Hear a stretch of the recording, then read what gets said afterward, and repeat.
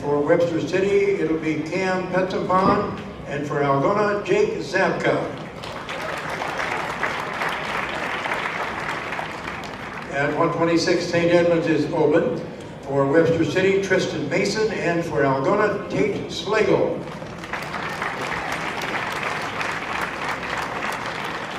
At 132 for St. Edmunds, it's Sam Meyer. For Webster City at 132 is Cole Riling, and for Algona, Ian Fair. At 138, Mason Billingsley will wrestle for St. Edmunds. And at 138 for Webster City, Luke Estlund. For Algona, Hunter Penton.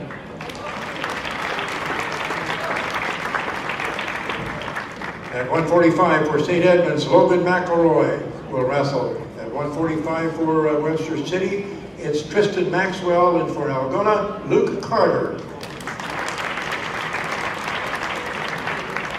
For St. Edmunds at 152, Emiliano Julian. At 152 for Webster City, Austin Mason. And for Algona, Brandon Harris.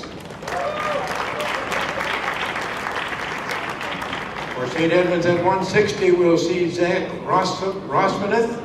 160 for Webster City, it'll be Brady Jessen. And for Algona, Colby Jennings. For St. Edmunds at 170, it'll be Tyler Rosmanith. 170 for Webster City, Evan Esplin. And at 170 for Algona, Dane Kitzinger. For St. Edmunds at 182, it's Grant Webster. For Webster City, Skylar Scott. And for Algona, Sam Reeds.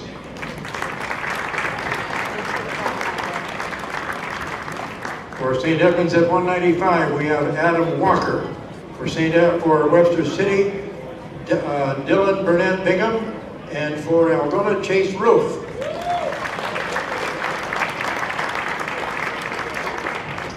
At 220, St. Edmunds is open. For Webster City, it'll be Jackson Cherry. For Algona, Colin Reefer. And at heavyweight, St. Edmunds is also open. And for Webster City, it'll be Landon Griffin. For Algona, Cody Nielsen. Our officials tonight are Gary Weber and Jacob Adams. Would you please stand now as we salute our flag with the playing of our national anthem.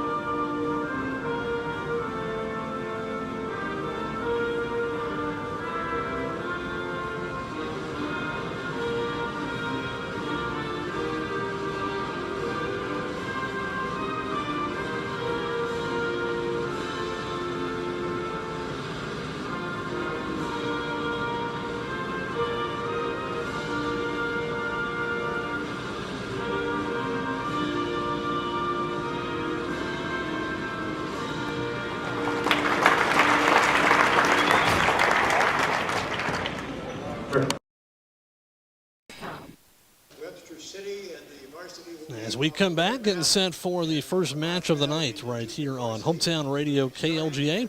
Also along the internet with the Algona High School Broadcasting YouTube feed. We'd like to welcome everybody into that one here this evening as well. As I said, on the left mat, the red mat, that's the varsity matchups. And we're going to start here at 138 pounds. That's where the dual meet will start here this evening. As right now we'll have, I guess the captains will come out and do a little coin toss to see who goes first here this evening in terms of who has to send someone out to the mat first. But if we're starting at 138 pounds for the Bulldogs, it will be Hunter Penton. And for Webster City, Luke Estlin going to be going out here this evening. Bulldogs now with white and black singlets. Algona in red across the chest there. They're tossing it up. Former Clear Lake coach Gary Weber going to be the official tonight for the varsity matches to our left. As we get set to go here, they'll send everybody out and we'll get started at 138 pound size. So we'll go from 138 all the way up to heavyweight and then back from 106 to 132. That's how the match will go here this evening. There'll be junior varsity matches as well off to our right. A lot of those going on this evening as Webster City and Algona both with good amount of wrestlers in the room this year, so that's a good thing, and going to get a chance to get a lot of people matches here tonight to open up the 2021-2022 dual meet season. Hunter Penton checking in. We're getting the track wrestling clocks all situated. And once everything gets set, we will be good to go here tonight.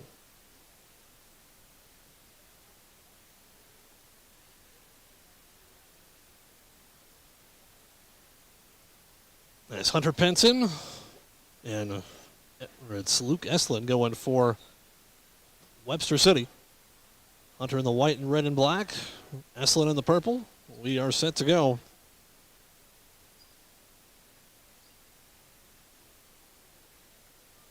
Almost set to go, I should say, as the officials having a quick word with the coaches, getting them where they need to be.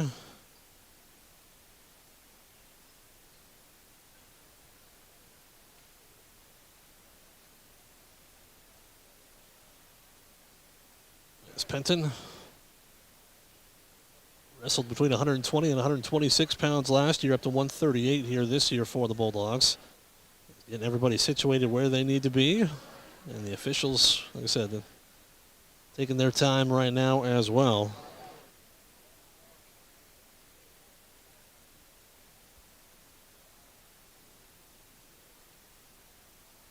Starting at 138 pounds, said working our way up to heavyweight and then coming back from 106 to 132. That means the Webster City St. Ed's duel should start at 145, and then the last duel between Algona and Fort Dodge St. Edmund will start at 152. That's usually how it works.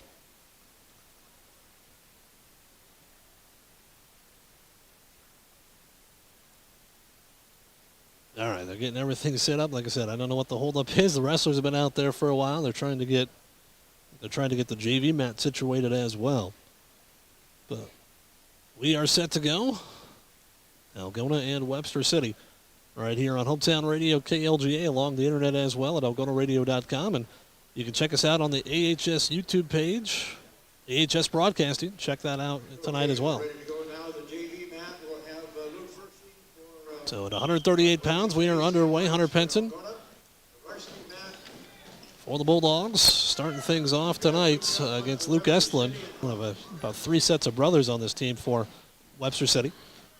Just underway as Penton tries a high crotch here, attacking the left leg. But Estlin able to spin out of it. They go out of bounds. No score here in the first 20 seconds. Penton trying to control that right arm. Circling around center of the mat, 30 seconds in, no score. First match of the night. And now Penton nearly got pushed out of bounds. Estlin shoots in. Sprawling back is Penton. They'll go back to the center. No stoppage, though.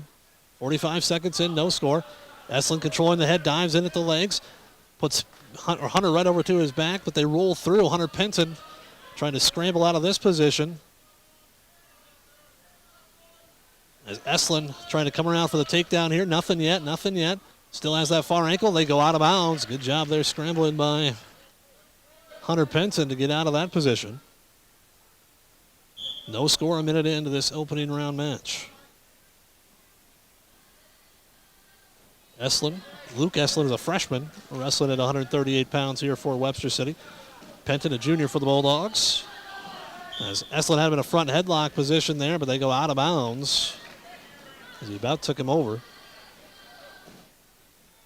46 seconds to go, opening period, no score. First bout of the night here at 138 pounds between Algona and Webster City. As Penton tried a shot at that right leg, tried that high crotch again, but Estlin able to control the head, just kind of pushed him away. Now Estlin in on the right leg of Hunter Penton. Hunter's got that deep whizzer in. Oh, nearly a near side cradle hooked up. And Estlin does have the cradle here, and that's going to be a 2-point takedown right on the edge of the mat. They're going to go out of bounds. So he did hook the cradle there, gets the 2-point takedown, and Penton will have 18 seconds to try and get out.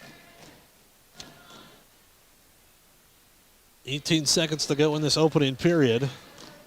And Estlin leading 2-0. Penton off the whistle, going for that switch, and he's going to, is he going to get it? He gets around behind, there's the reversal, and he's going to drive him out of bounds. He's going to give the reversal there to tie the match up at 2. So there's 11 seconds to come, 7 seconds to get the reversal. Now see if Hunter can get the right out here. Throws a leg in, gets a little bit high right here. Trying to hold on. Estlin trying to come out the back door, and Estlin's going to get a reversal right at the very end. Time's up, time's up. No, time had expired. There should be no back points there, but he does give up the reversal. Yeah. Gary Weber is quick to say 2 points for the reversal, but no back points. So it's 4-2 in favor of the freshman Luke Estlin after one period. See who has the decision here in the second period to start. Do the flip there. It comes up green. That's at Webster City. And Estlin will start underneath. So he got the quick reversal there. 4-2 in favor of Estlin after one period. We start the second period here. As Penton trying to chop that arm, or to chop that left arm, drives him down to his belly, wings up that left arm. Now can he do anything with it? He grabs that wrist. He's got to get off to the side. Hunter walked that around. He had it. Oh, now he's got a wing and a half here, but he did not quite get back points there, didn't get the exposure, and Estlin's going to get the escape, makes it 5-2. Very close, though, to Hunter Penton getting some back points. He had that left arm winged up and grabbed the wrist, but couldn't get off to the side, walking around the head.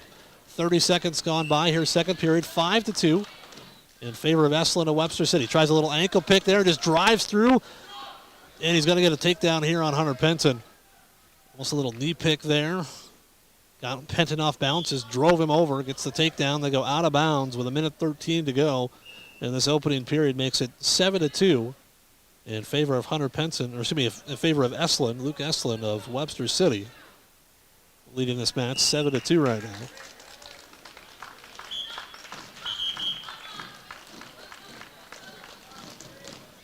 They caution Estlin there. He moved a little too early off the whistle. So we had a couple of JV matches thus far down here to the right. Penton trying to switch off the whistle once again. That's how he got his 2 points earlier. Not able to get that one quickly as Estlin throws a half hit on the left side. Trying to pull that left arm back. A minute to go, second period. Now Penton gets to his rear end, trying to sit out there, but Estlin able to pull that left arm back across the back. Trying to pull that back and keep control of Hunter Penton. 40 seconds to go, second period, 7-2. In favor of Estlin. Penton gets up to his feet. Estlin drives him out of bounds. Was losing control, but Hunter was not able to get away in bounds. So 7-2 in favor of Estlin of Webster City. 37 seconds to go. Second period. Penton trying to build that base right now. Estlin trying to drive him forward, keep the weight on the hands. Hunter gets up to a tripod, now rolls through, and he's so close to a reversal. He's got the reverse. Does he got the reversal yet? Nothing yet. No, he's going to get an escape.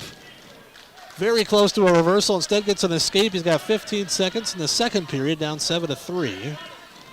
But good job to get out there and get a point.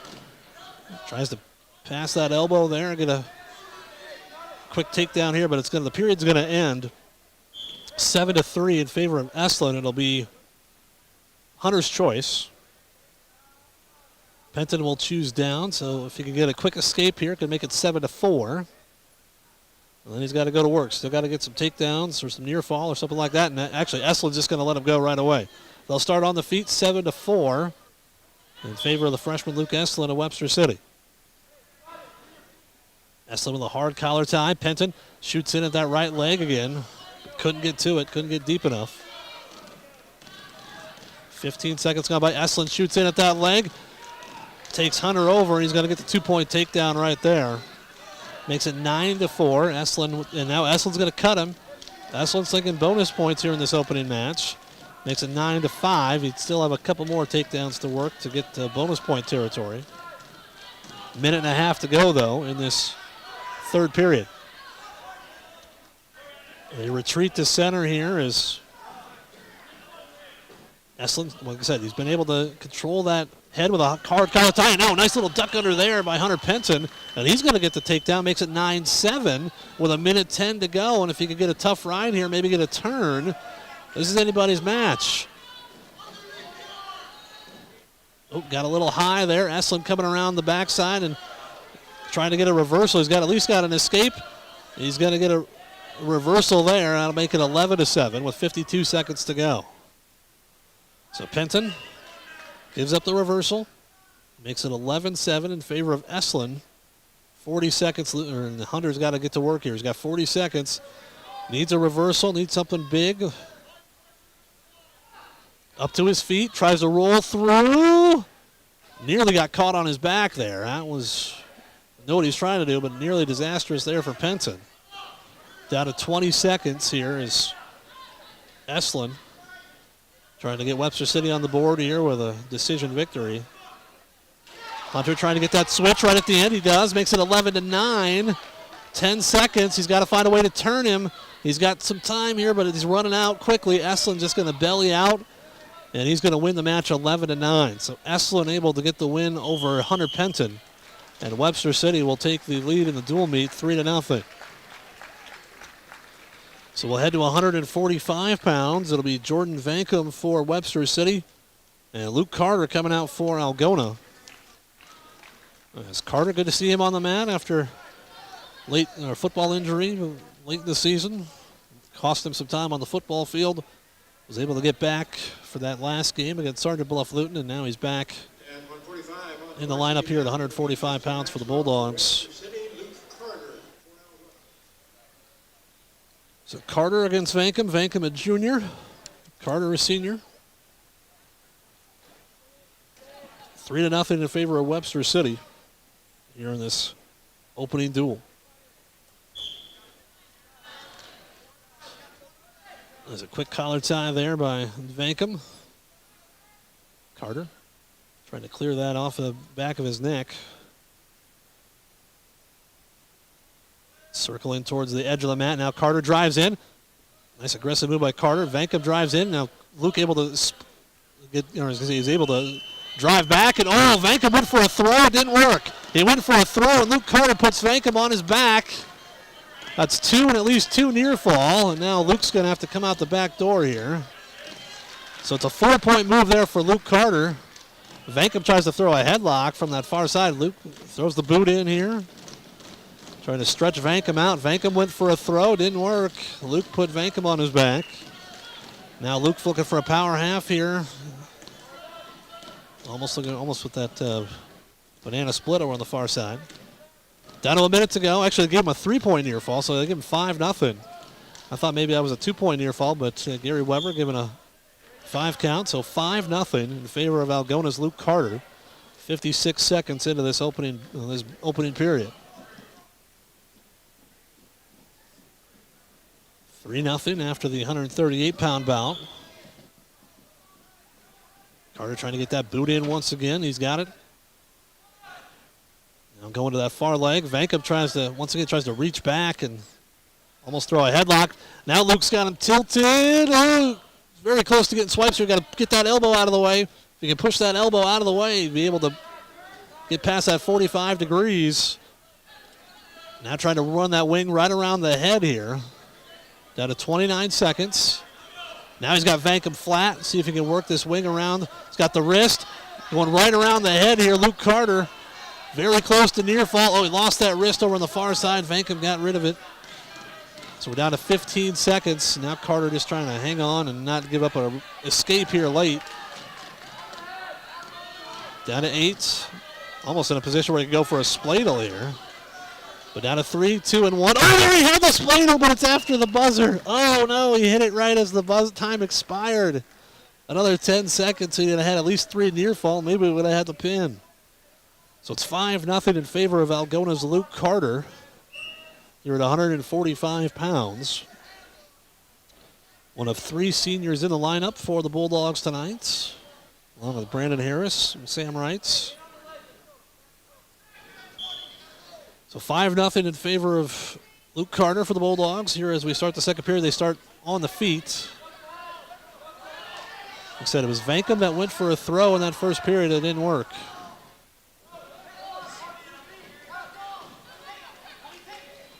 It's Carter working an underhook on that left arm.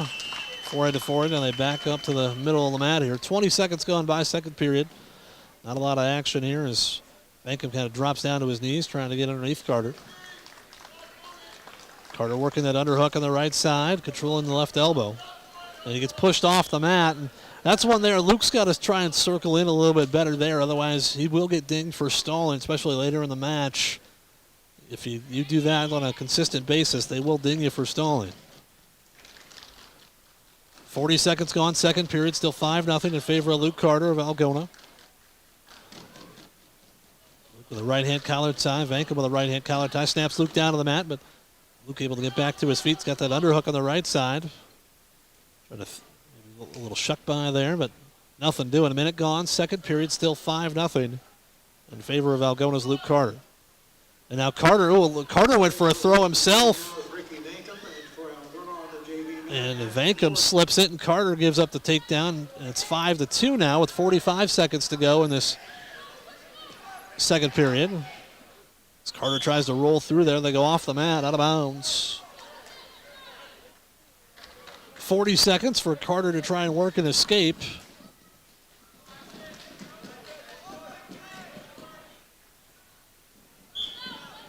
Off the whistle. Carter maintaining position. Trying to build his base right now, Vankum. Driving forward, trying to put all the weight on your hands. Carter up to a tripod position here, trying to clear the head. Vankum tried to throw in a near side cradle there, but Luke bailed out. Down to 20 seconds. 20 seconds in the second period. 5-2 in favor of Luke Carter. Gave up a takedown, though, after he tried his own little throw. And now Gary Weber saying, let's get a little action here, boys. There's not much going. And Carter's got nearly had a reversal there at the end once again. But as it is, 5-2 in favor of Carter. And it'll be Carter's choice. He'll choose down to start the third period. And Coach Keeker, Coach Yee saying, hey, get after it off the whistle here. And Vankum off the whistle. Trying to push Carter forward. Carter bridges up with that left leg. Getting into a tripod position here. Trying to reach back in here. Luke Carter's in a good spot. Get that right leg out. Come around behind and get a reversal. It's awfully close to a reversal there for Carter. He's got to clear that arm out, though. There it is. There's a reversal for Luke Carter, and he's getting near fall. He's got that leg turked up. Start counting back points. Luke looking for a fall right here. He's got to get that left shoulder down just a little bit, but he's going to sit there as Vankum is gassed right now.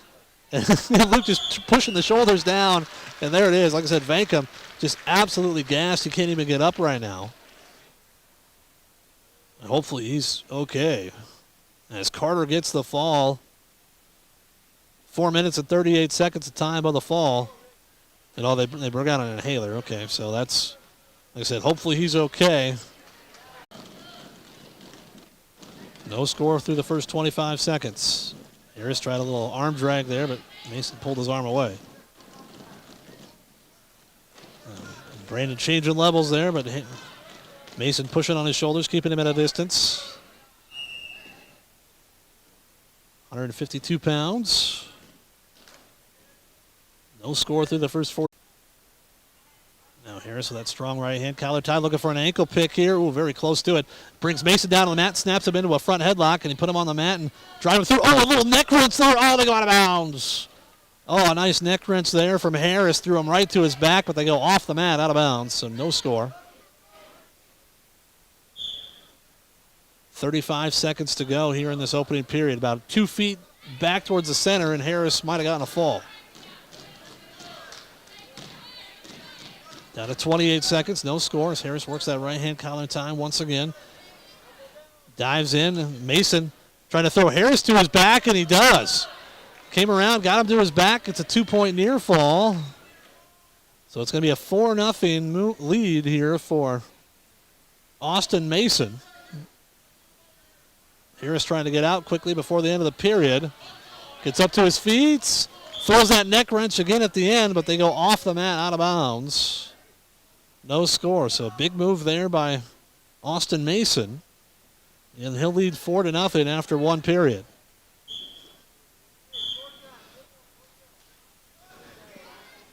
Got a couple of future Bulldogs out here towel swatting tonight. Brody Shipler doing a nice job getting out there. As Harris will start underneath in the second period, trailing 4-0. Harris trying for a switch off the whistle, gets up to his feet instead. And Mason's going to let him go here. So it's 4-1. Harris gets the escape, and now Brandon's got to go to work. Brandon missed pretty much all, he missed all the district season in football with a foot injury, but suffered in that Boynton Hall Rock Valley game, but able to come back for the playoff game against Sergeant Bluff Luton. I should say he got back in that Humboldt game as well. Got a little bit of time. As Mason driving Harris's head to the mat, trying a little high crotch there right on the edge, and Harris able to fight that off through a front headlock, and they spin around out of bounds. Now drives into Mason. Now Brandon's got a double leg position. Can he lift him up? Bring him back down to the mats. That's 2. No, not quite. No, it's not 2 yet. And Mason able to fight it off. He rolled through and threw Brandon over the top, and they go to the side of the mat there. No score. So still 4-1 in favor of Mason. It'll be his choice going to the third period. So Harris would be in good spot here to get a score, but down to 28 seconds here in the second period. 4-1 in favor of Mason, and he's on the edge of the mat right now. And Gary Weber telling him, hey, get back towards the center. Push him off the mat, Brandon, see if you can get a stall warning. And Coach G saying, hey, you got to get going. 15 seconds, second period. Down to 10 seconds. Harris shoots in, but pushes Mason right off the edge of the mat there. And like I said, you do that again, Mason might get a stall warning, but still, you got a long way to go here in this match. 3 seconds. Harris shoots in, not going to get a takedown here in those final 3, so it's 4-1 Mason after 2. It'll be Mason's choice, and he's going to choose neutral. So this is here. Brandon Harris got to be as aggressive as you can be. Push him back and keep pushing him off the mat. There's a stall warning on Mason. There it is. He kind of went off the mat a moment ago. Now just backing up. Keep going forward, Brandon. Mason shoots in from a ways out. Harris blocks that off. Looking for that neck wrench again. Now Mason tries to do a little arm drag, circling behind, but they go off the mat. Minute 41 to go in the match. Harris needs a takedown. And either a quick turn or a release. Harris trying to snap him into that front headlock position. Now shoots in. Gets that. They say they went out of bounds there as Harris had a nice deep underhook on the right side, but couldn't do anything with it before they go out of bounds. Minute 28 to go in the match. 4-1 in favor of Mason of Webster City. Austin Mason, the junior, said that 4-point move in the first period on Brandon's shot. Got caught on his rear end, got put on his back. As they get pushed off the mat once again, as Harris kind of got stuck on his rear end, and Coach Keeker said, hey, gotta move, gotta go. Harris looks a little dead right now. Gotta push the pace. Harris tries that arm drag here. Got that 2-on-1 on the left arm. Now he gets in deep here. First time he's really been in deep on that left leg. Trying to finish this takedown. Sits him down to his rear end. There's the takedown. Now got to let him go. 55 seconds. The escape makes it 5-3. Got to keep going. Oh, no, nice little slide by there by Harris. He's going to get the 2-point takedown. Ties the match at 5. Now can he get a turn here and take the lead? Oh, nice hard crossface there. Trying to set up a cradler right on the edge of the mat here. Right on the edge here. They're going to go off here in a second. There it is. So they go out of bounds. 23 seconds to go. But Harris and Coach Keeker saying, hey, you got to keep him down. You got 23 seconds. You have to keep him down right now. So 23 seconds, 5-5 now. As Mason trying to get up off the whistle. Harris able to trip him back down to the mat. Now trying to pull that left arm out behind. Brings him back down to the mat with 12 seconds. And right now he might be content to get the ride out and go to overtime. And, ooh, they go out of bounds with 2 seconds to go. No change. That was close as Mason got up to his feet, went for a move, and nearly threw Brandon out of the way. But Harris able to maintain control there. And we're going to go to overtime, 5-5. So Harris has got the last 2 takedowns in this match. Mason got 1 takedown in the first period with 2 near fall. That's it. So Brandon Harris, see if he can power through and get a sudden victory here.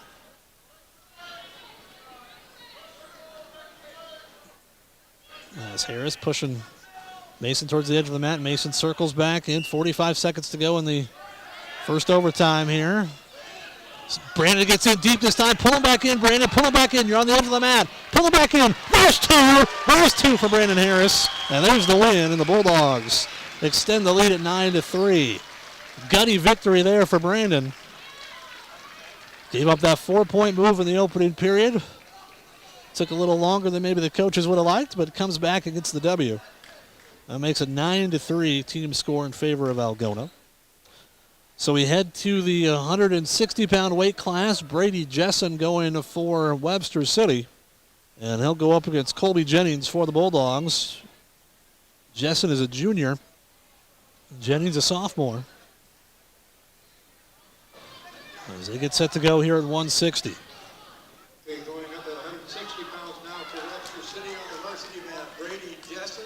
For Algona, it's Colby Jennings. Let's go. Oh, they're waiting for... Mason had left the gym with the ankle band on, so they had to track that down with his green ankle band back. So here we go, 160 pounds. Colby Jennings for the Bulldogs. Jessen dives in at the leg. Jennings trying to get his hips back, push that head down. Colby gets back up to his feet. And we fight on here 10 seconds in as Jessen shot in off the whistle. Tap in Colby's forehead. Colby with a right hand collar tie. Jessen trying to work that arm free. Wrestling on the JV mat for Webster City is Pasea Tronso, and for Algona. As Jessen pulling Colby's left arm up. They fight hands a little bit. 30 seconds gone by. No score. Now Jennings tries a little elbow pass there, but nothing doing. 45 seconds in, no score here at 160 pounds. Colby Jennings for the Bulldogs. Brady Jessen for Webster City. Coming up next at 170, got Evan Estlin for the Lynx. Dean Kitzinger for the Bulldogs. As Jessen dives in from a ways out, Jennings trying to sprawl back. Sitting on his rear end right now, pulling that ankle up as high as he can. Colby's got to keep circling here. Jessen's close to a takedown, but doesn't have it. Colby, if he can lock through the crotch right there, maybe get a crotch lift and work himself free. Keep scooting, Colby. Keep scooting, keep scooting. Get those hips up. Down to 35 seconds, still no score.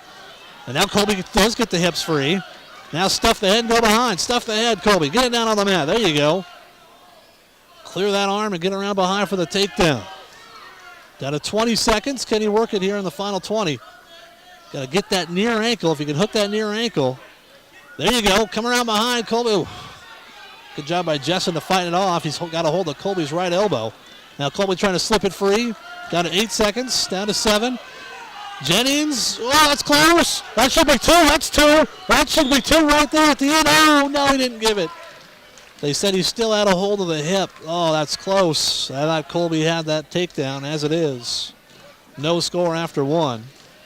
But a good job by Jennings to fight that off. He had to fight off that shot for quite a while.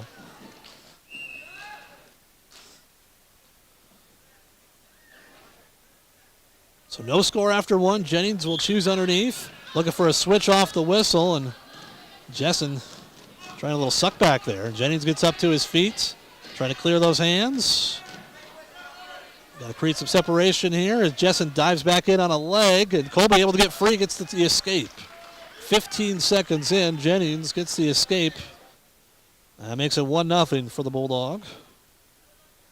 Now Colby dives in. Jessen trying to fight that one off and get a takedown of his own, but Colby able to get back to his feet. No harm, no foul. Jessen dives in from a ways out, trying that blast double there. Colby able to fight it off. He stuffed Jessen's head into the mat. Now he's got to clear that right arm off his hip. He's got that near ankle. Clear that hand off your hip and spin around, Colby. That's easier said than done. There it is. Gets rid of that grip, spins around, gets the takedown. And Jessen has lost his headgear.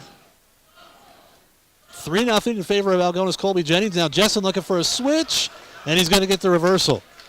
A minute to go, second period. Jessen with the switch. And now they'll stop it so Jessen can put his headgear back on.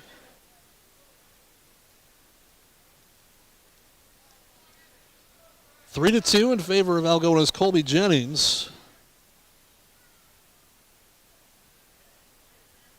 And Jennings is underneath after the reversal there by Brady Jessen. So see if Jennings can work his way out here in the 55 seconds. Jessen looking for a cradle. Ooh, almost had it hooked up. Looking for a cradle on that left side. Jennings, though, able to fight out of it. 40 seconds to go, second period. Colby Jennings of Algona leading Brady Jessen of Webster City by a count of 3-2. And now Jessen, ooh, look, had that arm winged up, but Colby able to get it free. Now a half on that side by Jessen. Trying to roll Colby over to his back, and he's getting near fall right here. Jennings in a tight spot, bridges out of it, but he's going to give up at least 3 near fall. And there's the pin call. So Jessen ends up getting the pin here at 160 pounds. That'll tie the dual meet up at 9.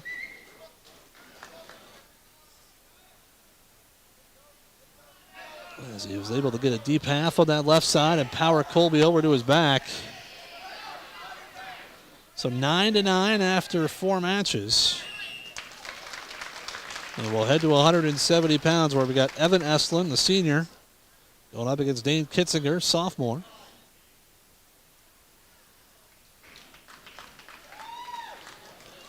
The second Estlin of the night says Luke Estlin got a win to start the meet, 11-9 for Webster City over Algona's Hunter Penson. So underway here at 170 pounds. Kitzinger for the Bulldogs. And Estlin for Webster City. Fighting hands in the center. Nice good hard snap there by Estlin. But couldn't do anything with it.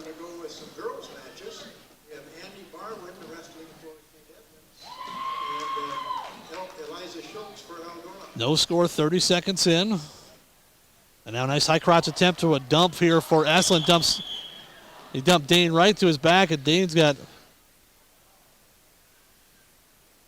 might have popped a knee there or something. He just went to holding his knee right away. So a 2-point takedown and near fall likely for Estlin as he used that little dump right to Dane's back.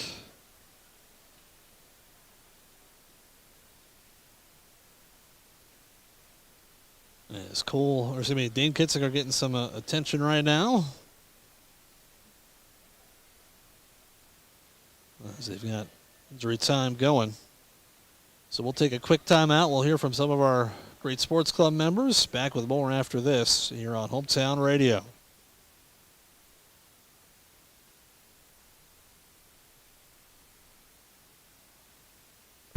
today's technology, there's no reason to wait by the mailbox for bank statements. Just sign up for internet banking and e-statements. This is Sherry at Security State Bank.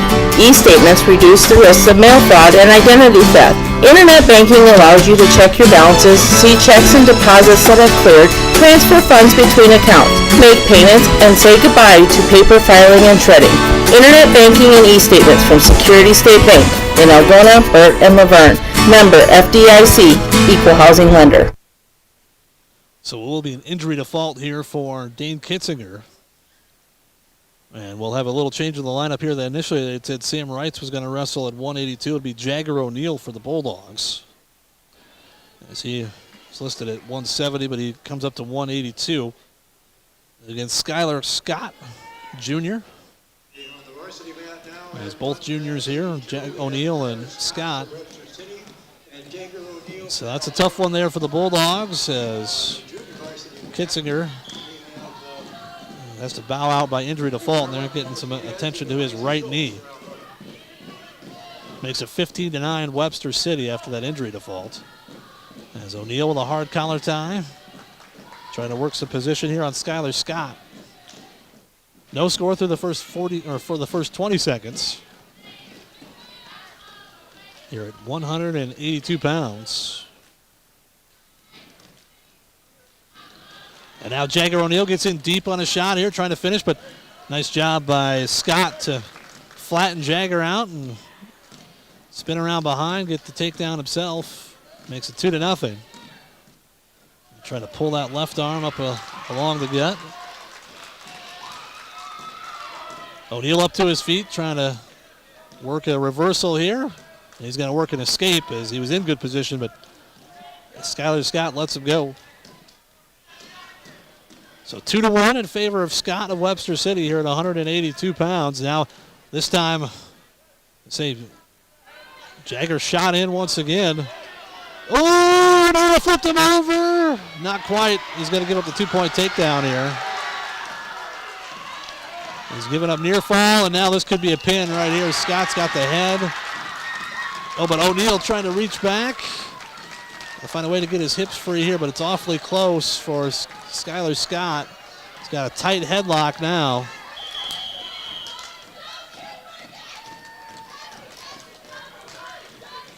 A 3-point near fall there and a 1-point illegal hold. I don't know if they call it a full Nelson there or what they call it, but as it is, 7-2 in favor of Skylar Scott of Webster City.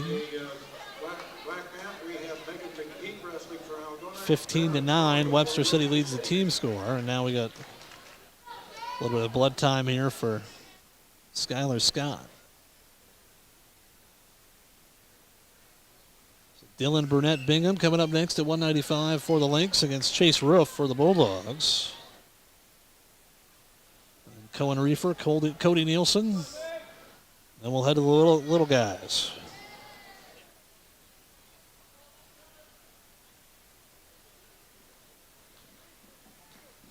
So it's 7-2 in favor of Skylar Scott of Webster City. Called an illegal hold there, and O'Neill will still start underneath. Blood time is cleared up.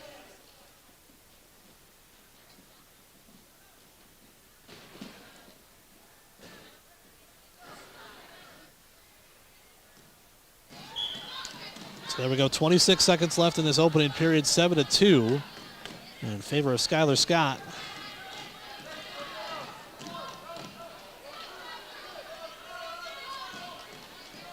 Scott looking for a little tilt there at the end of the period. He's got Jagger's left arm pulled up along his waistline. Jagger trying to roll through, get a reversal himself here. Oh, put himself in he kind of exposed his back and had to bail out.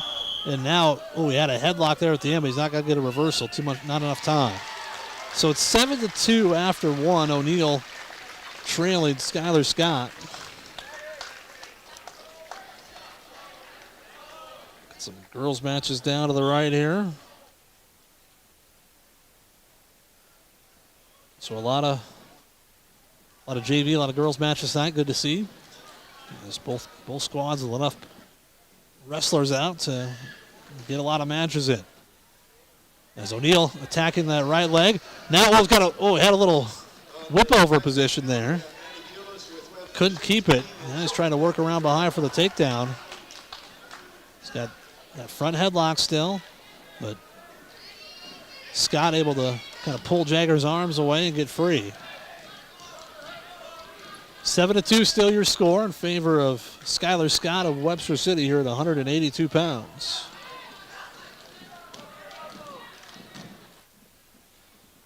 O'Neill trying to attack that right leg once again, but Scott able to pull away. A minute to go, second period. Still 7-2. No score so far in this second period. And now Scott drives in, and he's going to get the takedown right on the edge of the mat. As O'Neill looked like he was going to try that little roll through that Bo Nickel made famous a couple years ago. But nothing doing. 9-2 now in favor of Scott of Webster City. O'Neill trying to work his way out here, and he's going to get a reversal. Gets the reversal, makes it 9-4. 50 seconds to go second period. See if he can go to work on top a little bit and cut into this deficit.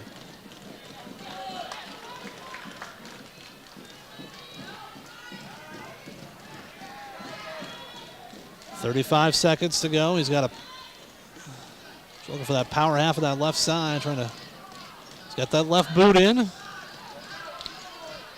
Trying to find that power half down to 20 seconds. Oh, he's close. Got to pull that arm back a little bit.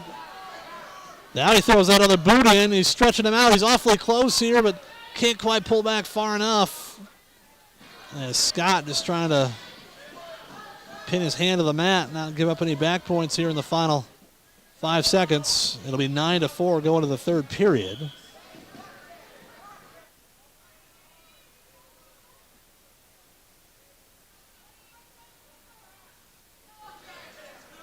So Scott will choose neutral to start the third period. He leads 9-4. O'Neill throwing a headlock. Oh, it's close. He's got to pull that arm out. You should have the two here. And now he's got him right on his back. That's flat. Call the flat. There it is. Jagger O'Neill. Most of these headlocks don't work. Throws the headlock and gets the pin, and that's huge. Ties the dual meet up at 15.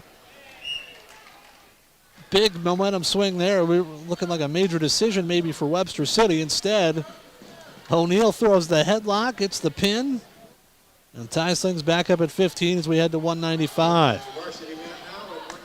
For the Bulldogs, Chase Roof coming out.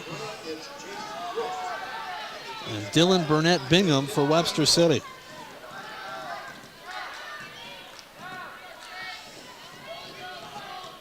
So that 195, 220, that heavyweight. Then we'll head back to the little guys as we started at 138 pounds. It's Burnett Bingham and Roof banging heads right now. Chase with a strong right-hand collar tie. Burnett Bingham's got a brace on his left shoulder. As Roof trying to pass that right arm, but can't do anything with it. 20 seconds gone by here in this opening period. No score. Webster City is missing their normal wrestler here at 95. The Histler kid is out with injury. And Roof gives up the takedown there. Nice little throw by Burnett Bingham. Now Roof looking for a reversal. Tried to get a quick switch. Burnett Bingham went for a cradle. And Chase able to break that grip, come around back, and get the reversal. So after all that scrambling through, it's 2-2. And now Roof trying to work a turn here. Trying to pull that left arm back.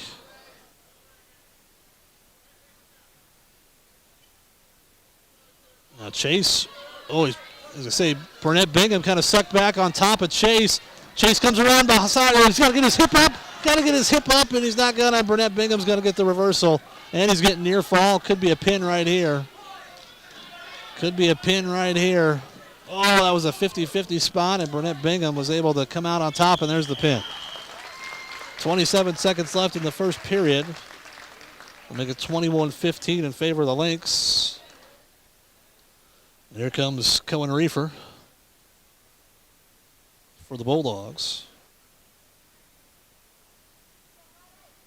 Oh, no, Cohen's not coming out here right now. Looks like Hunter Kolash coming out here at 220 pounds. And maybe Cohen bumping up to heavyweight. That's what it looks like. You got Jackson Cherry out there for Webster City, sophomore. And Hunter Kolash for the Bulldogs. It's 21-15 team score.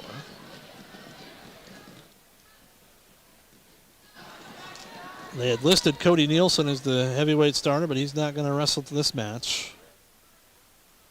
It'll be Hunter Kolash against Jackson Cherry.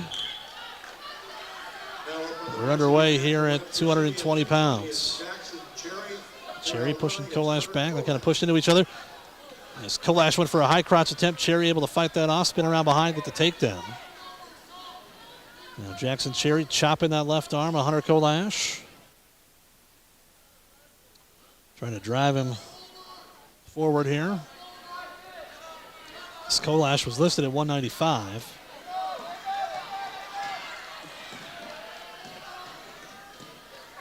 So 35 seconds in, 2-0 in favor of Jackson Cherry of Webster City. Trying to throw a power half in on that left side of Kolash. Now trying to chop that arm. Now Hunter gets up, got up to his base there, but Cherry able to drive him back down. Now he wings up that left arm, trying to find that far wrist. Hunter's got to find a way to get his arm free. Don't let him get that wrist.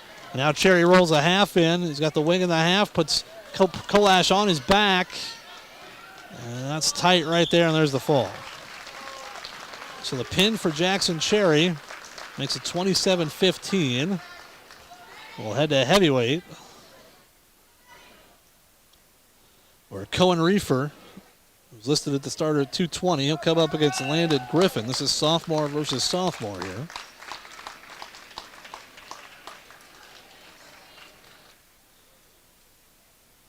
So 27-15 in favor of Webster City.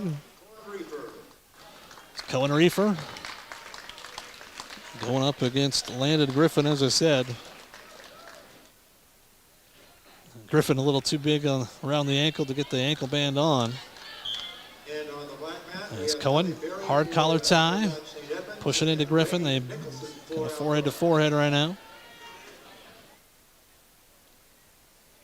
Feel each other out. Reefer giving up a little size in this matchup, but probably has a little quickness advantage. No score through the first 20 seconds. No real shot attempts or anything like that.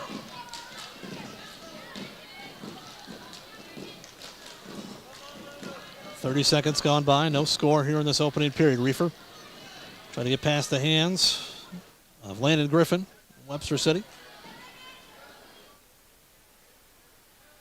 There's an underhook on that right side. Now trying to snap Griffin down to the mat. 45 seconds in, no score. Cohen's got his left shoulder in a brace himself. Cohen tried a little arm drag there, trying to get around behind, but couldn't do it. Minute gone by, no score here, opening period at heavyweight. We'll head to 106 pounds next. As I said, we started at 138 pounds tonight. So we'll go to 106, then 13, 20, 26, and 32.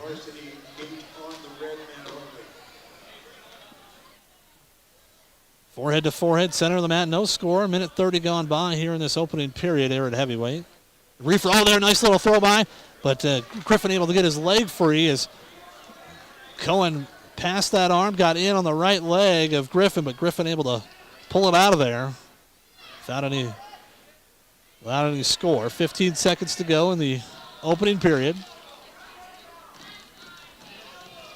Tries that elbow pass again, 10 seconds. It looks like we're going to go scoreless through the opening period.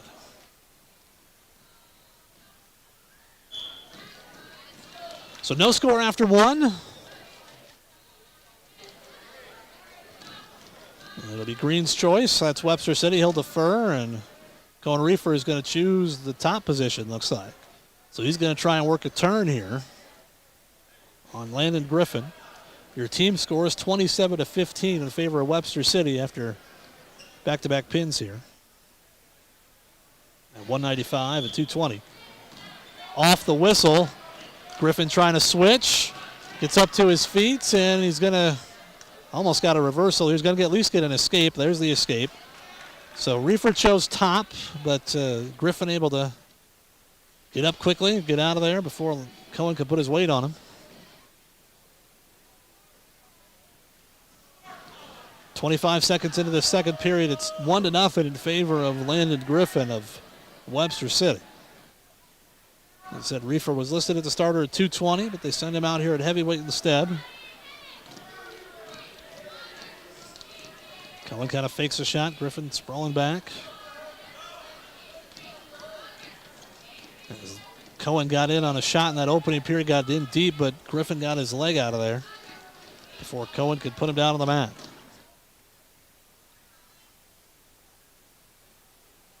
Minute to go, second period, 1-0 in favor of Griffin of Webster City here at heavyweight. They're done with the JV matches and girls matches for now. They'll have some more coming up later. 48 seconds in this second period, 1-0 Griffin of Webster City. Former coach turned official, Gary Weber, saying, hey, let's get some action going, guys. Down to 30 seconds. 1-0 in favor of Griffin of Webster City.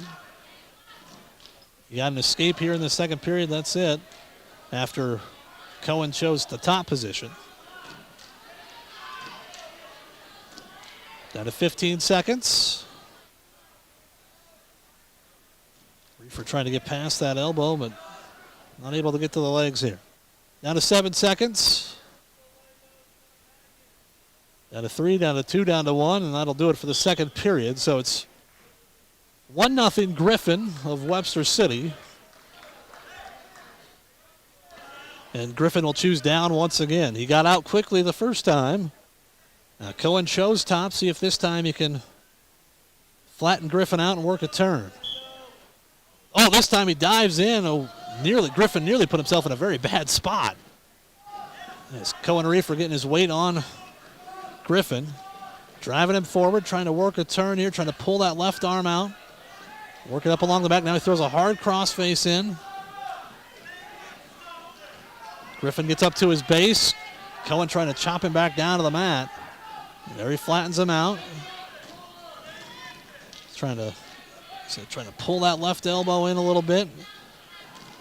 Griffin up to his base there. Cohen chops him out. Oh, had an opportunity there to throw a half hit on that left side. Couldn't do it. Minute 20 to go. Third period, 1-0 in favor of Griffin of Webster City. Cohen Reefer riding tough, trying to get a turn here, but he gave up the escape in the second period. He's got to find a way to turn him over here. Awfully close there to working that butcher there. He's got that left arm wrapped up around the back, but can't do anything with it. Oh, he's got that leg turked up a little bit. He's got to get under the chin here. Oh, he had that leg turked up, but he could not get under the chin. And now Griffin up to his base. Cohen trying to chop him back down again. Awfully close to getting swipes, but he had to get his head up. He can't quite do it. 30 seconds to go. Coaches for each side yelling. And now he's going to let him go and try and get a takedown here and tie it in the final 20 seconds. Now Cohen dives in, and Griffin just sprawls back, circles around behind, and gets the takedown himself. So it's 4-0. Reefer trying a desperation roll there at the end, not going to work, and it's going to be 4-0. The final score that'll make the team score 30-15 in favor of Webster City. So Griffin gets a win there, 4-0, after Reefer close to getting a couple of turns, couldn't do it. So 30-15 your team score. We'll head to 106 pounds. Isaac Wilson for the Bulldogs. Now we have Addison Scott for Webster City. Battle of freshmen here. 30-15, Webster City in front. They're trying to get the ankle band there from Griffin. It was around his shoulder. So they get it. We got Addison Scott and Isaac Wilson getting set to go here. And we're underway here at 106 pounds. Scott trying to push Wilson off the mat. Isaac controlling that left arm. Now gets in nicely on a high crotch here, trying to finish this one off. Trying to get his head out. He's got his head right in between Scott's legs. He's going to get the 2 here right on the edge of the mat. 15 seconds in, 2-0 in favor of Algona's Isaac Wilson. And they're going to go off the mat here, 2-0. And Wilson will go to work on top. So quick takedown. Now Wilson's going to let him go. 2-1 in favor of Isaac Wilson right here. Try that high crotch again. Now snaps Scott down into a front headlock position. He's got that near leg. Looking for a near side cradle. He's got it. He's got that near side cradle. Going to drive him. Got to find a way to drive him over right here. Head in the side. There it is. Looking for a fall. Oh, that's tight. That is tight. Ooh, that's tight. There it is. 45 seconds, the official time. And Wilson gets the 6 for Algona. Did what he needed to do there as Webster City's got their big guys, not big guys in terms of weight, but their heavily favored wrestler right now, Carson Doolittle. Ranked 3rd in the state in Class 2A at 113 pounds. Was a 3rd place finisher last year at 106. Going up against Elijah Wilhide for the Bulldogs. Elijah's got nothing to lose in this match. Throw the kitchen sink at him. Doolittle, though, in quickly on a leg. Puts Wilhide down. Quick takedown here in the first 10 seconds. Lets Wilhide go. Now gets a little underhook he's so good at. Throws Wilhide down for another takedown. Makes it 4-1. They go off the mat. 23 seconds gone by. 4-1 in favor of Doolittle of Webster City. Wilhite looking for a switch off the whistle, but Doolittle's just going to let him go right here. 4-2, 30 seconds in. Works that underhook so well. Able to attack the near leg or just kind of throw you by with it. And that time he just kind of throws Elijah by. This is a tough spot for the freshman to be put in. 6-2 in favor of Webster City's Carson Doolittle. Now looking for a tilt. And he's got Wilhite tilted to his back. Awfully tight there, too. Elijah's got to find a way to fight out of this. He gets a 3-point near fall. That makes it 9-2. And now he's going to cut him loose here with 55 seconds to go in this opening period.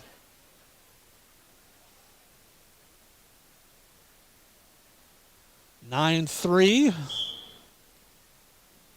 Now, these guys, as I say, when these teams meet up again at the North Central Conference Tournament, we'll see if Jake Zabka's here at 113 pounds.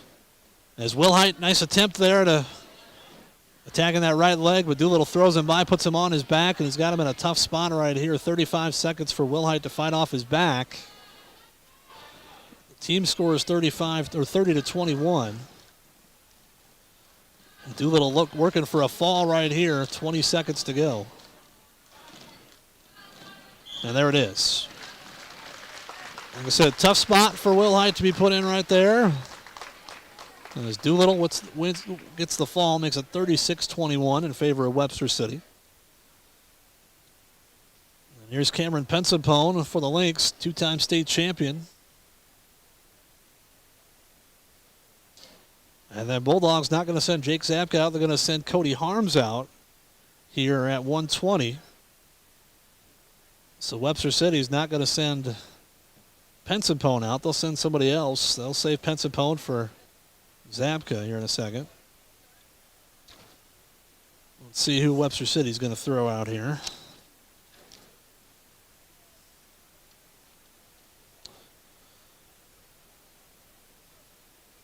So Cody Harms going to get a varsity match tonight here against the Lynx.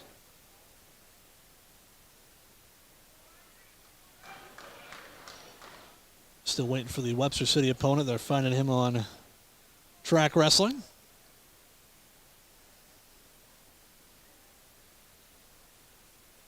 (36-21) is the dual score. So I'm assuming that they'll bump Tate Slagle up to 132 then.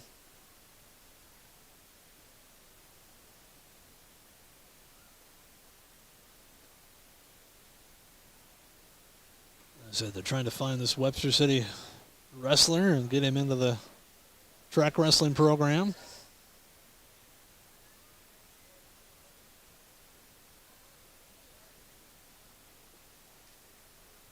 So here we go. Cody Harms versus Dion Vankum. Dion Vankum for Webster City and Cody Harms for the Bulldogs. Dion Vankum, a freshman, so a pair of freshmen here. As Vankum in trying to get a takedown here, and they go out of bounds 15 seconds in. So battle of freshmen. They list Dion Vankum as a freshman at 113, so not that Cody Harms is a big 120 or anything like that.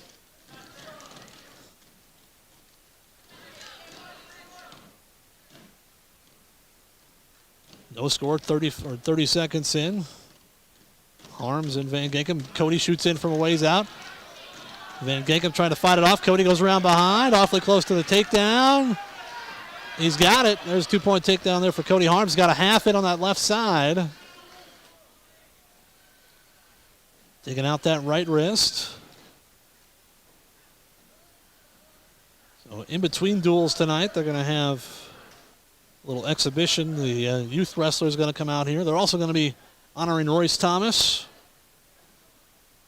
Royce passed away this summer after a battle with kidney cancer and was a volunteer for this program at the youth level, high school, middle school level.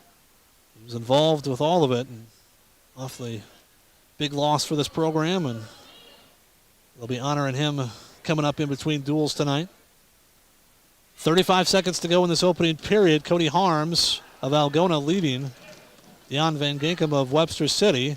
And Van Ginkel tries to throw a headlock here, trying to whip out, and no change. They go out of bounds.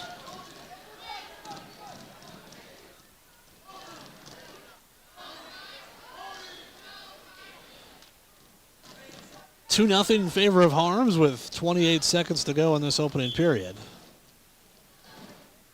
And Ginkel up to his feet. Harms trying to trip him back down to the mat.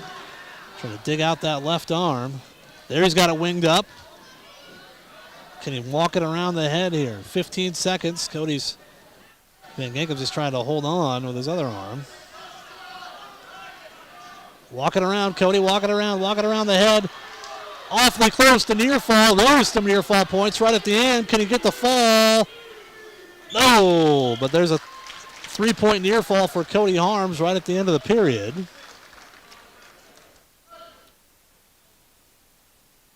It's 5-0 in favor of the Bulldog freshman. So Harms defers. Van Ginkel will choose on the feet here in this second period. 5-0 in favor of Harms. Bulldogs need this match. Need the last couple matches, actually. Right now down by 15 points. Harms fakes a shot from distance. Van Ginkel sprawls back. But easier said than done when you got Cameron Pensapone coming up next for the Lynx. Two-time defending state champion. 30 seconds into the second period. Still 5-0 in favor of Harms. Van Ginkel tries to get in on the legs. Harms sprawls back. Then Van Ginkel in a front headlock position. Van Ginkel, though, gets in on the left leg of Harms. Or right leg, excuse me. Cody trying to trip him down to the mat. And Van Ginkel's going to get the takedown there.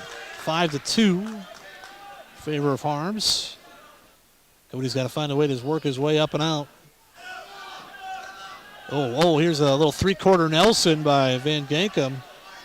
Throws Cody to his back. Oh, that's tight right there. That's a big spot. Van Ginkel close to a fall for Webster City with that three-quarter Nelson. Cody's got to find a way to keep that left shoulder off the mat, and he can't do it. It's a fall for Van Ginkel. He hits that three-quarter Nelson, and that'll secure the dual meet victory for Webster City.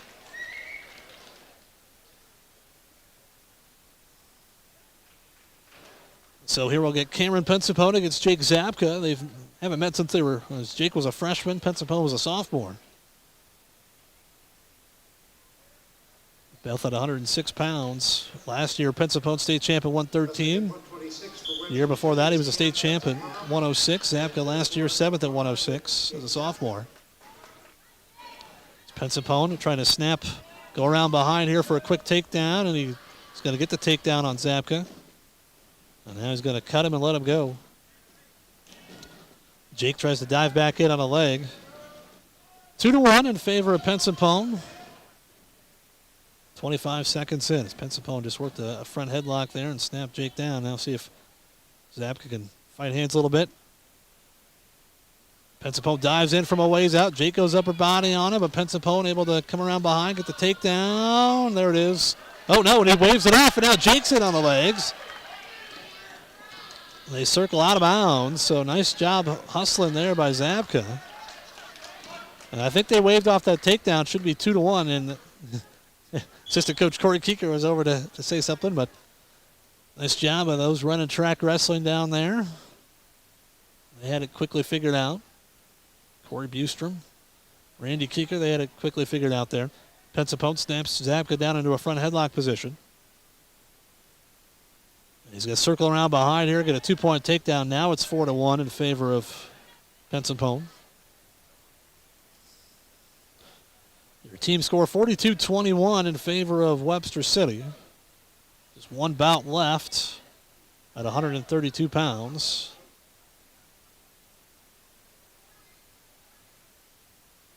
Down to 35 seconds in this opening period, makes it 4-2 in favor of Pensapone. A couple of takedowns here.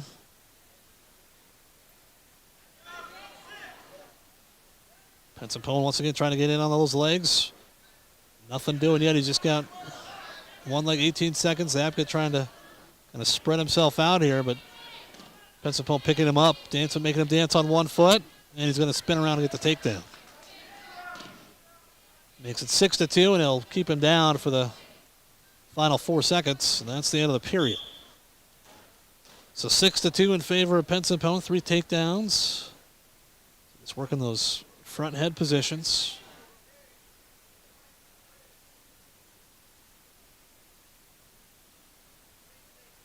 Pensapone will choose underneath. Zapka will start on top in the second period, trailing 6-2. Pensapone up to his feet quickly, trying to break the hand grip of Zapka. Zapka dives in on a leg, and Pensapone trying to kick free. Zapka trying to hold on now. Pensapone able to spin around and looking for a reversal here. He's going to get it. Hasn't been given yet, but he's going to get the reversal right on the edge of the mat there. Yep, there's the reversal. Makes it 8-2. 8-2 in favor of Pensapone over Zapka.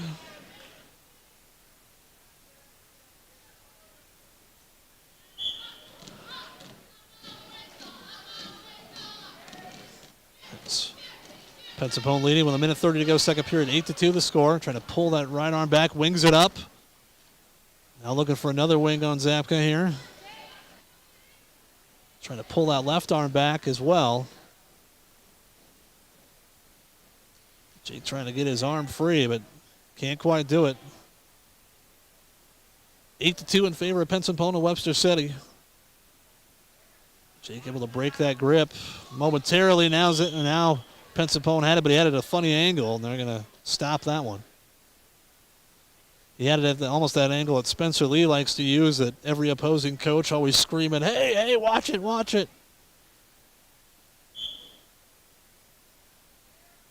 Minute to go here, second period, 8-2 in favor of Pensapone over Algona's Jake Zapka.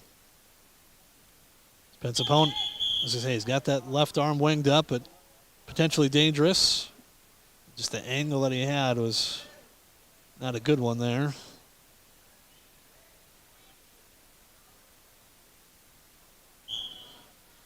Eight to 3 the score. Give Zapka a point. And now They did it again. Here's another illegal hold. So a point there for Zabka, and now Pensapone's is going to let him go. So 8-5. So did call it a legal hold there the first time, and second time again does it.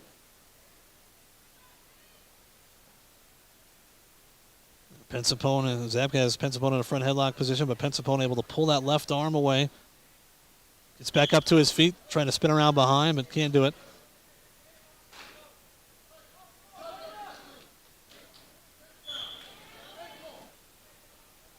.25 seconds to go. Zabka shoots in, but Pensapone is able to dive back, spin around, trying to get behind for a takedown here. Zabka still got a hold of that right leg, but now Pensapone able to hook the leg, get in behind the arms at the takedown, and makes it 10-5.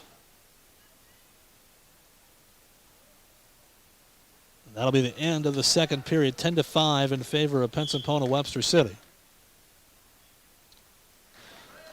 Zabka's choice. And we got a little blood time here as well. Blood time here at the start of the third period.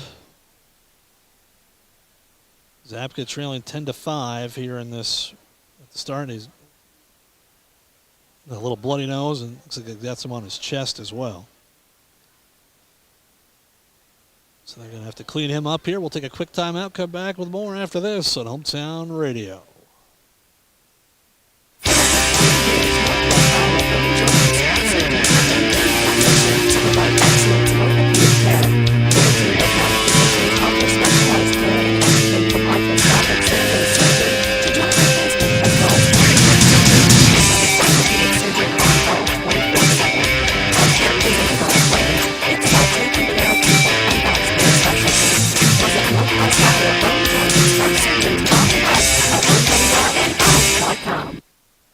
All right, we're back to action here as we get the blood cleaned off. 10-5 in favor of Pensapone Webster City. Tries to snap it. Jake gets in on that left leg, picks it up in the air, gets around behind. He's going to get another takedown here and makes it 12-5. Now looking for a turn here. He's driving that head back, picking that left leg up. He's got a cradle. Does he have it hooked up? Very close to if he doesn't have it hooked, but Jake able to break the grip. Pensapone was awfully close to having a cradle there and looking for more near fall. That claw right in right now, minute 28 to go, third period, I should say. Jake trying to switch out, but Pensapone just covering him back up. As I think he would have let him go, but Jake didn't get out quick enough. Still 12-5. Minute 10 to go in this match. Pensapone would let him go. A takedown would put it at a major decision. Or some near fall right here, looking for that tilt. And he's getting some near fall. Got that near wrist tilt going. He's going to get a 3-point near fall. That'll make it 15-5 with 45 seconds to go. And now Pensapone's thinking, if he's thinking anything, he's thinking tech fall. And they slide out of bounds here. So 17-5. Pensapone's got to let him go. Makes it 17-6. 38 seconds left in this match. Pensapone would need a takedown and 2 near fall to get a tech fall, get that extra team point. But at this point, immaterial. Webster City's going to win the dual meet. Pensapone snaps Jake down in that front headlock position, trying to throw him by here. That's going to make a takedown here, make it 19-6 in favor of Pensapone. He's going to cut him loose here. Or no, he acted like he was going to cut him loose. Then tried to throw in a near side cradle and pushes him off the mat, though, with 10 seconds left. Acted as if he was going to let him go and then hit that near side cradle, but they go off the mat. 10 seconds left. 19-7 in favor of Pensapone Webster City. And he's going to win this match by a major decision. Not going to get the tech fall, but he will get a major decision, 19-6. The final score. And we will head to the final bout of the night for this final bout of this meet, I should say. Tate Slagle coming out for Algona. And it looks like Cole Ryland for Webster City, freshman against senior.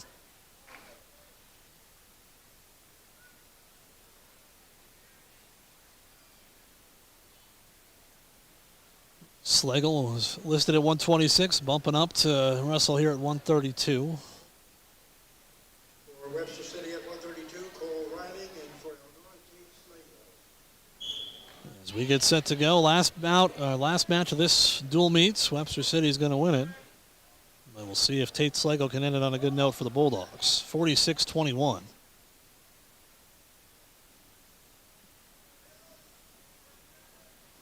Slagle. Controlling that left arm, but nearly had the ankle pick there on Riley. But Riley able to get his left leg back. Nice little duck under here by Tate, and he's going to get the takedown. Nicely done, Tate Slagle.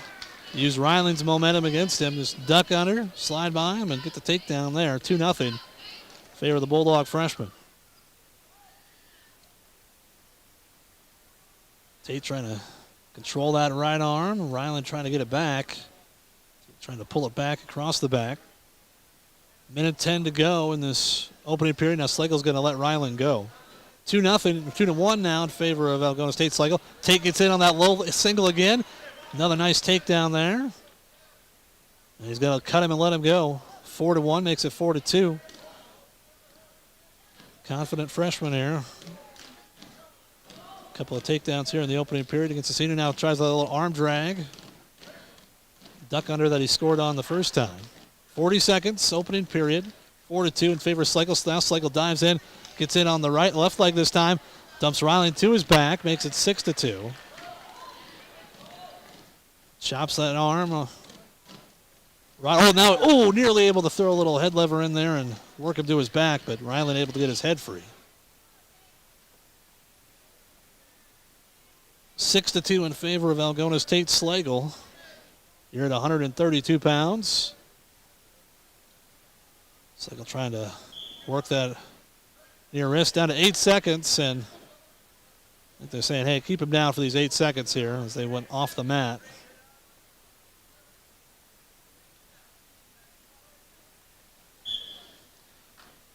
As Ryland gets his arm chopped down to 4 seconds, 3 seconds, 2 and 1, and that'll be it. So it's 6-2 in favor of Tate Slagle of Algona after one period.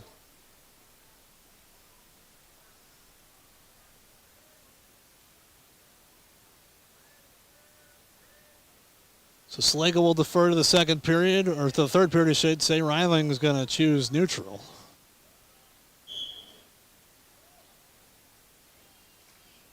6-2 in favor of Tate Slagle of Algona here after the opening period. Slagle's a long, lanky 26-pounder by trade, but wrestling 132. He gets in on another low single. Takedown right there. 8-2. Like I said, this is the last bout of this dual meet. So trying to end it on a positive note for Algona as Webster City is going to win the duel.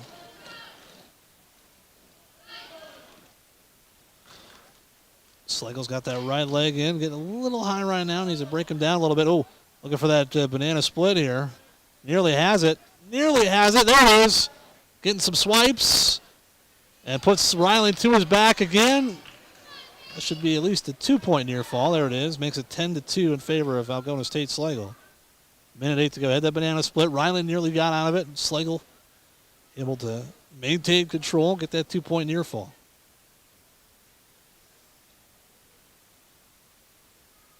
.55 seconds to go, second period, 10-2 in favor of Algona State Slagle. Slagle throwing that right arm in. Now he's got a little leg turk here. We got one swipe. Just got the one count there. Ryland was able to get his leg free. And now there's a cradle. Slagle's got a cradle hooked up. This is tight. This is tight, folks. This could be a fall right here. Get the head and the side there, Tate. Get that left shoulder down. That's awfully close. He's got 27 seconds, and Ryland is in big trouble here. That's at least a 3-point near fall. Slagle's going to regroup. He's going to let go, get the 3-point near fall. Now he's had a ball and chain hooked up. 13-2. Slagle with the lead. 10 seconds to go. Another turn would end it right here. You could get it. Well, I guess a 3-point near fall would not end it. That'll only make it 14. So it's 13-2 after 2 periods, and Schlegel will get the choice. I'm sure he'll go underneath, try and work an escape here. And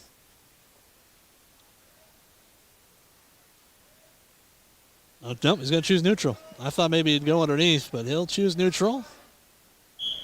13-2. It's been an impressive debut here for this freshman. Bumping up to 132 pounds. Normally be at 126. Tried that little arm drag again. That's how he got it started. Had that arm drag duck under. There, slides it to the other side this time. Nice little takedown by Schlegel. 15-2. Sticks him over onto his back. Ooh, he only got one. He didn't get a one. He didn't get a 2 count, so they go out of bounds. A 2-point near fall would have ended it. And Coach Keeker over there saying, hey, try and get the fall here if you can. Obviously, not going to matter in the dual meet team score, but tech fall instead of trying to get a pin instead of the tech fall if you can. Schlegel trying to work him back, trying to trap that wrist along the waist and work another tilt. 15-2, Tate Schlegel with the lead here for Algona. Minute 20 left in this match. Schlegel's got that right arm winged up, trying to dig that left one out as well.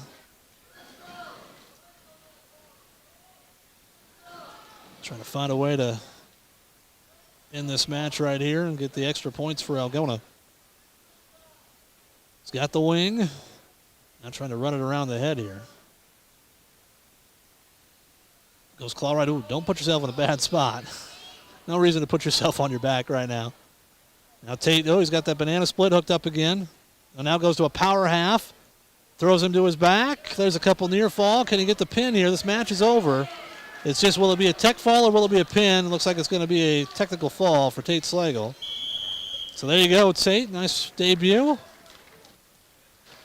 3-point near fall makes it 18-2 the final. And that'll make the final team score Webster City 46, Algona 26.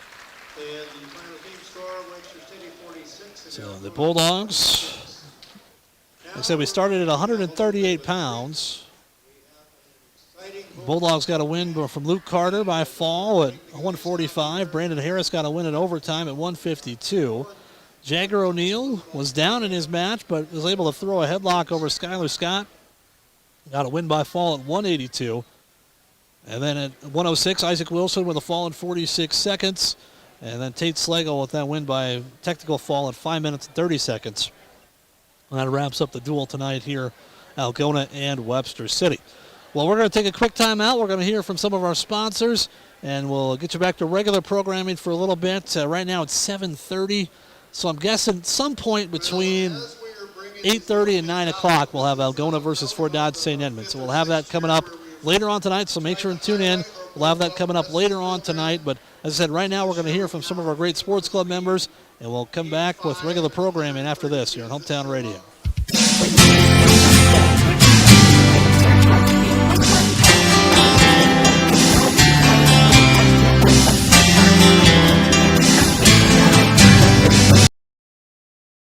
Our wrestling program and to make sure that these kids have fun. So we're going to get all the kids here on the mat lined up here first before we actually do a demonstration, and then we'll get started once they all get out here.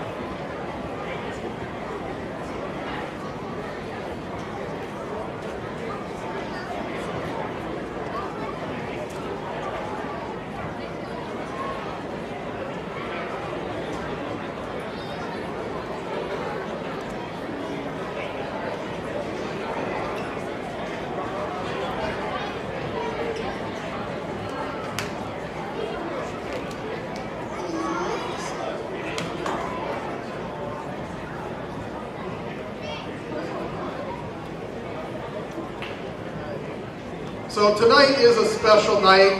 This is really meaningful for me and a lot of others that have been involved in the wrestling program. If anybody of you guys, anybody, other schools here has been around wrestling for any period of time, you kind of find out that the wrestling community is not just a community, it's a family. And it's between spending entire days at a wrestling tournament, sitting side by side, watching kids cry, get hurt, lose, the emotional toll and the struggle of wrestling.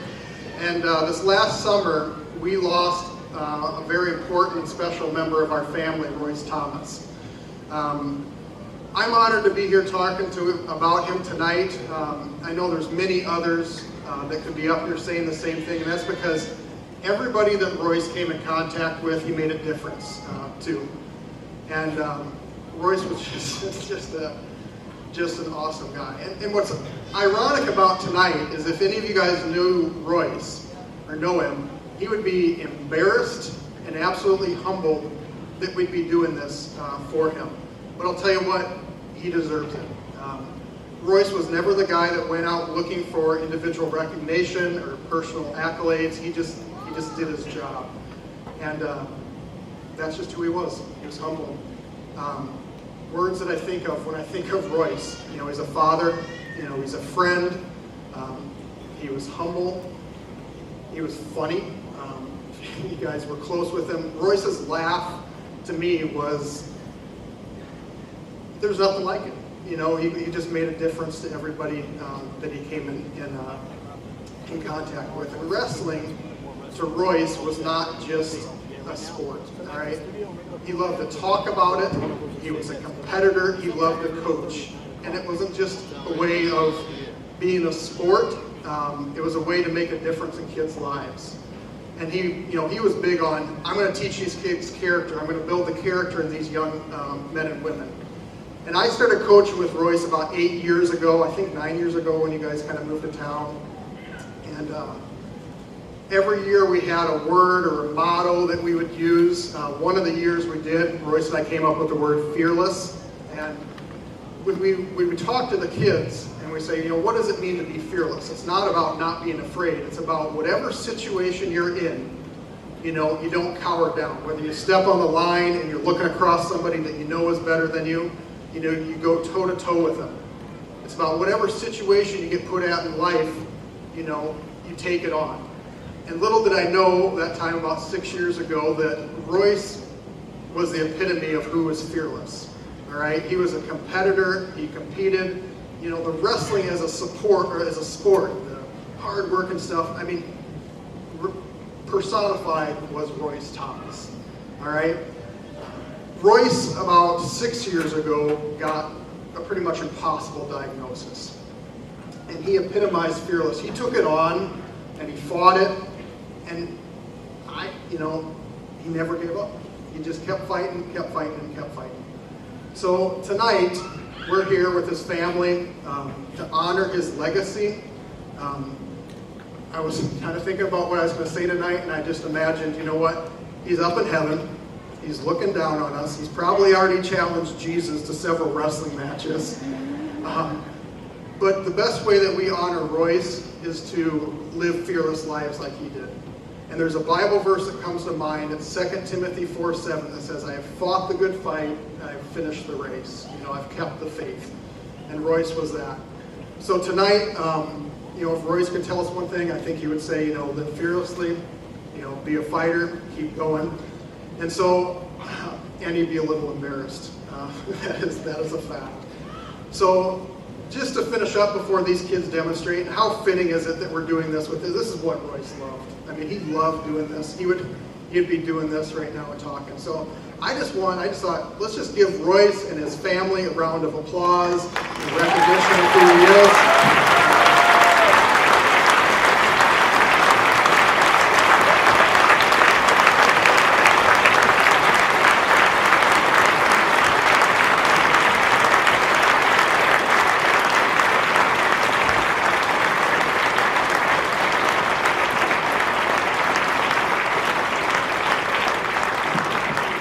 So his legacy lives on. I mean, half these kids over here that are wrestling high school tonight, he's coached.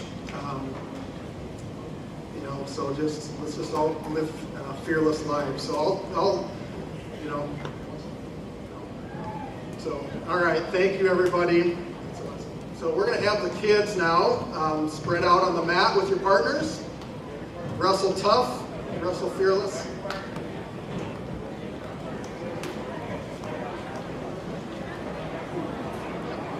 Yeah, so once we get spread out, we're just going to wrestle a match here with these kids. Kids, get your partner.